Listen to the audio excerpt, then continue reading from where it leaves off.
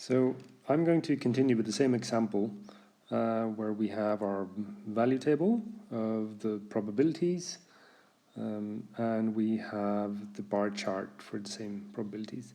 So what we're going to do now is we're going to find these probabilities and we're going to use the bar chart as well to help us solve it and also to help us visualize what we're doing here. So first off, the probability that S is greater than 2.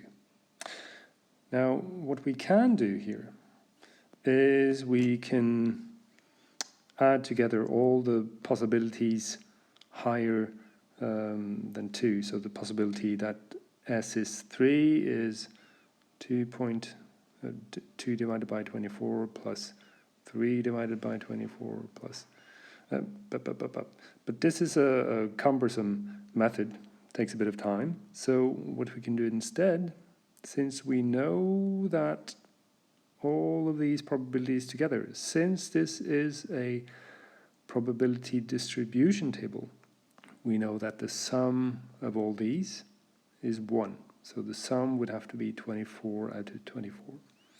So what we can write instead is we could write the probability that S is greater than 2 is the same as 1 minus the probability that S is equal to 2, which is 1 minus 1 over 24, and the answer is 23 out of 24. So the first one's done, and we want to look at the probability that S is at most 6. S is at most 6. And to help us visualize that, we want to find that the probability is, well, at most 6, that would be this area here. So we want to find the sum of these probabilities, and 6 is included in this. And we can write this rather than with letters. S is at most 6. We could write this as S is either smaller than or equal to 6. And that's going to be 1 divided by 24 plus 2 divided by 24 plus 3 divided by 24 plus 4 divided by 24 plus 4 divided by 24. And the answer is 14 out of 24. And now the last one. The last one is a conditional probability, so we need to take care that we understand this correctly. So we want to find the probability that given that S is greater than 2, what is the probability that S is smaller than or equal to 6? So we know that S must be greater than 2. And we want to find the probability that given that S is greater than 2, what is the probability that S is equal to or smaller than 6? Now, there's one method of solving this in the book that you can look at. I'll show you a different one that might be more intuitive, perhaps.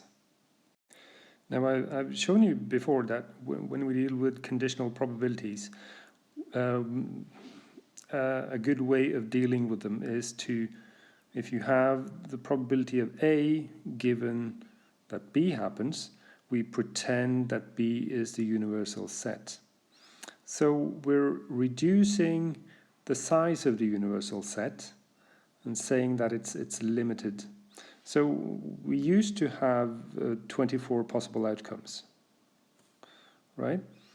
And since we've taken away this 2, which had a 1 of 24 chance of happening, then we've reduced the number of possible outcomes to 23. And so let's write our scenario here. So we want to find the probability that S is smaller than or equal to 6, given that S is smaller than, greater than 2.